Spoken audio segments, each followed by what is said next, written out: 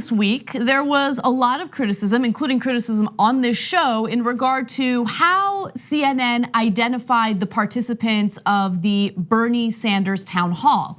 Now, they identified various people who asked questions as mother of two or community organizer, but upon further research, you'd find that these people actually have political careers, and the audience should know about that. Now, it wasn't a criticism about the questions asked, the questions were good, but of course, the audience deserves to know the backgrounds of the people asking the questions so you understand whether or not there might be a conflict of interest or something like that. Well, it appears that some of the decision makers at CNN, we don't know exactly who because this is an unidentified spokesperson, have heard the criticisms, have acknowledged it, and have somewhat conceded that they did the wrong thing, okay? So the National Review, which is a conservative outlet, reached out to CNN, and a spokesperson responded with the following. Though we had said at the beginning of the town hall that the audience was made up of Democrats and independents, we should have more fully identified any political affiliations.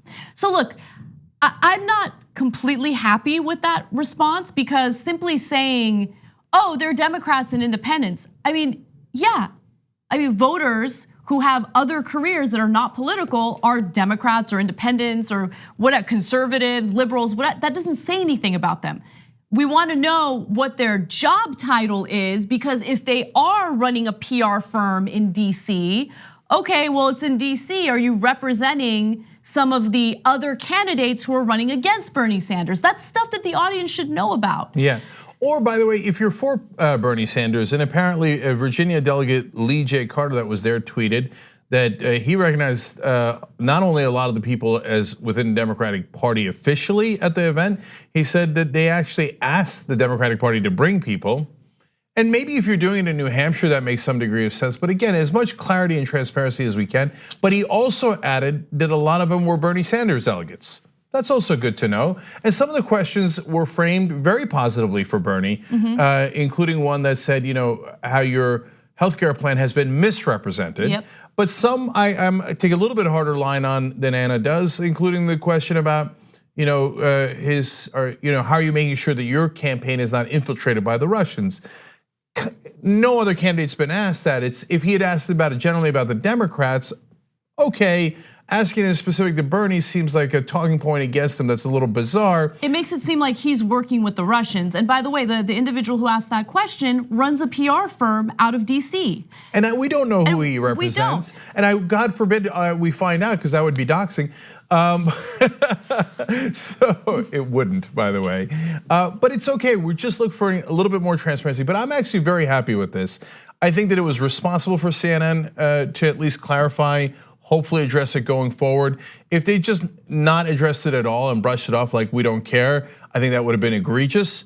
But at least they did address it, which is the far more responsible thing to do. And let me be clear about one other thing, actually two things. First off, for me, the whole point wasn't, they're going after Bernie Sanders and they're being unfair to Bernie Sanders. Of course, there is definitely some concern about that, considering how he was treated during the last election.